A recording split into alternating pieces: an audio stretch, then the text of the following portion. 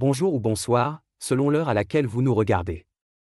Je suis chroniqueur audio et animateur de podcast à l'ODJ Média, et j'ai le plaisir de vous lire fidèlement une chronique percutante de Mohamed Aït Belhassan.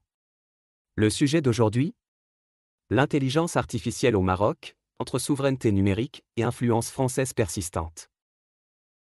Le Maroc vient de franchir une nouvelle étape dans sa stratégie numérique en signant un mémorandum d'entente avec Mistral AI, la jeune pousse française devenue le porte-étendard européen de l'intelligence artificielle générative. L'accord, paraphé à Rabat par la ministre déléguée Amal El Fallah et le cofondateur Arthur Mensch, marque la volonté affichée de bâtir un écosystème national de l'IA conciliant innovation, souveraineté et responsabilité. Mais au-delà de l'annonce officielle, ce partenariat raconte surtout une histoire familière, celle d'une doctrine française qui continue de structurer nos grands choix stratégiques, hier dans les infrastructures et aujourd'hui dans l'intelligence artificielle. L'auteur ajoute que cette décision, si elle semble cohérente à première vue, doit être lue aussi à l'aune d'un passé où l'influence hexagonale structure encore nos ambitions. Partenariat stratégique ou dépendance renouvelée ? Il aurait été logique ou du moins attendu que le Maroc s'aligne sur la trajectoire dominante des GAFAM, ces géants américains qui dominent l'IA avec des moyens colossaux et une avance technologique incontestable. Pourtant, le Royaume a choisi de faire un pas de côté et de s'arrimer à une alternative européenne sous-cotée. Ce choix n'est pas neutre. Il traduit une certaine méfiance à l'égard de l'hégémonie américaine et la volonté d'affirmer un chemin plus équilibré, où la souveraineté des données et l'adaptation culturelle ne sont pas sacrifiées sur l'autel de la performance brute. L'auteur affirme que pour lui, cette orientation stratégique doit être scrutée avec attention car elle en dit long sur la vision marocaine de l'avenir numérique. En s'associant à Mistral AI, Rabat entend rester parmi les précurseurs, tout en garantissant que ces données ne deviennent pas la matière première gratuite d'algorithmes logés dans des clouds transatlantiques. Le partenariat promet des retombées concrètes, formation avancée de data scientists, soutien aux startups locales via l'accès aux modèles ouverts, expérimentation réglementaire encadrée par la CNDP, et déploiement d'infrastructures hybrides mêlant data centers nationaux et clouds européens conformes au RGPD. Tout cela va dans le bon sens et témoigne d'une vision structurée.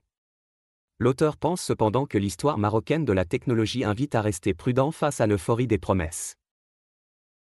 Mais une question demeure, s'agit-il d'une réelle souveraineté numérique ou d'un simple dépendance renouvelée ?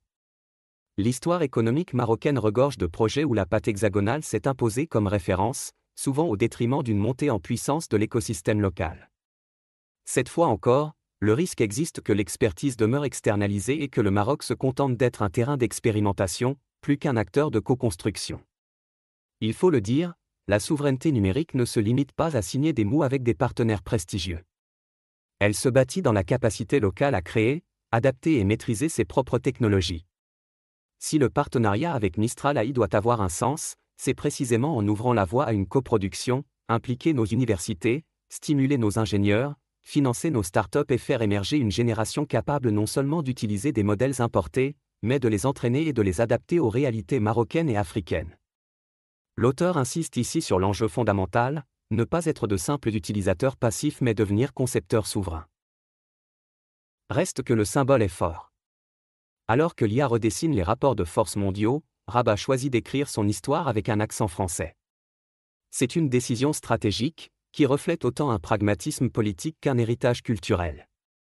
Mais pour que ce choix ne se transforme pas en plafond de verre, il faudra aller plus loin, transformer l'influence française en levier, et non en dépendance. Car l'intelligence artificielle ne doit pas être un nouvel espace de tutelle, mais bien l'opportunité de tracer une voie souveraine, africaine et marocaine. À nous de transformer cette doctrine en tremplin. Merci de votre écoute attentive. Cette chronique de Mohamed Aït Belhassan, que j'ai tenté de lire avec la plus grande fidélité, nous rappelle que la souveraineté technologique est une conquête et non un slogan. Restez connectés à l'ODJ Média pour la prochaine lecture engagée. À très bientôt.